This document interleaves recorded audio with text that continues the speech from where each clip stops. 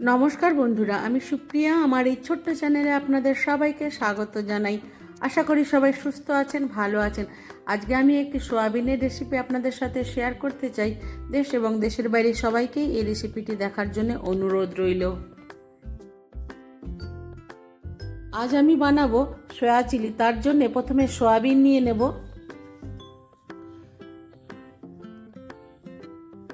Capsicum, beans, পেঁয়াজ টুকরো করে কেটে নিয়েছি। আদা ও রসুন কুচি করে নিয়েছি। জলের মধ্যে নুন দিয়ে সোয়াবিনগুলোকে দিয়ে ভালো করে সেদ্ধ করে জল ঝরিয়ে নেব।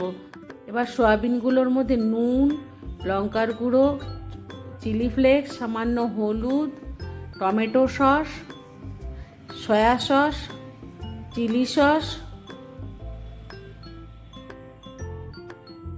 কর্নফ্লাওয়ার, সামান্য চালের গুঁড়ো,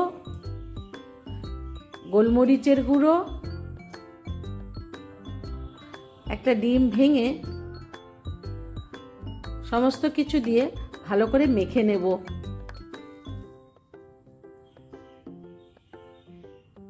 এরপর 1 চামচ বেসন দিয়ে আবারও বেশ খানিকক্ষণ মেখে নিয়ে ফ্রিজের মধ্যে আধ ঘন্টার জন্য রেখে দেব। কাশ্মীরি লঙ্কার গুঁড়ো 2 চামচ জলে গুলে নিয়েছি।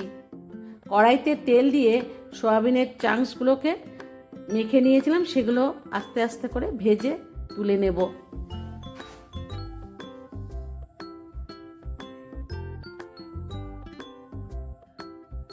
একে একে সবগুলোই ভেজে তুলে নেব।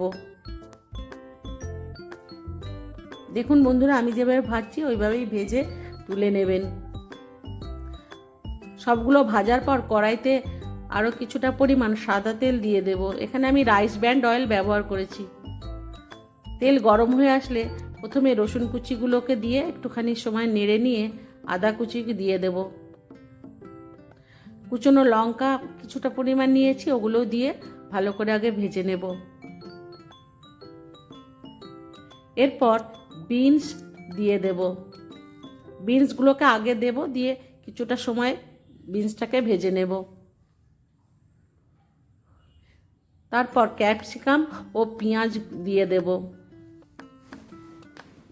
পেঁয়াজের পাপড়িগুলোকে ছাড়িয়ে নিয়েছি। এখানে আমি 2টো পেঁয়াজ নিয়েছি। বেশ কিছু সময় ধরে ওগুলোকে সব কিছু ভালো করে নেড়ে চেড়ে নিয়ে যে লঙ্কার গুঁড়ো ভিজিয়ে রেখেছিলাম সে দিয়ে দেব। খুন্তি দিয়ে একটু নেড়ে চেড়ে নেব। এরপর সয়া সস, চিলি সস,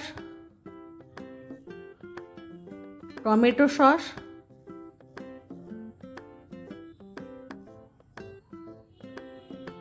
দিয়ে ভালো করে নেড়ে চেড়ে নেব।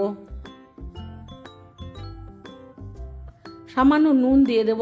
সয়াবিন সেদ্ধ করার সময় নুন দিয়েছি এবং সসগুলোর মধ্যে নুন আছে, সেই জন্য দেখে শুনে নুনটা দিতে হবে। এরপর 2 চামচ কর্নফ্লাওয়ার গুলে নিয়েছি, কর্নফ্লাওয়ার দিয়ে দেব। বাটি ধোয়া জলটা দিয়ে সমস্ত কিছু ভালো করে নেড়ে চেড়ে নেব। তারপর সয়াবিনের বলগুলো যে ভেজে রেখেছিলাম সেইগুলো দিয়ে দেব। ভালো করে নেড়ে চেড়ে নেব। ওপর থেকে গোলমরিচ গুঁড়ো ছড়িয়ে দেব। আমি যেভাবে রান্নাটা করলাম একবার এইভাবে বাড়িতে রান্না করে বাচ্চা বড় সবাইকে খাওয়ান। আশা করি আপনাদের কাছে ভালো লাগবে। ভালো লাগলে শেয়ার করতে ভুলবেন না ও একটি লাইক করতে ভুলবেন না, এবং আমার চ্যানেলটিকে সাবস্ক্রাইব করে নিতে ভুলবেন না। ওপর থেকে সামান্য সাদা তিল ছড়িয়ে দেব,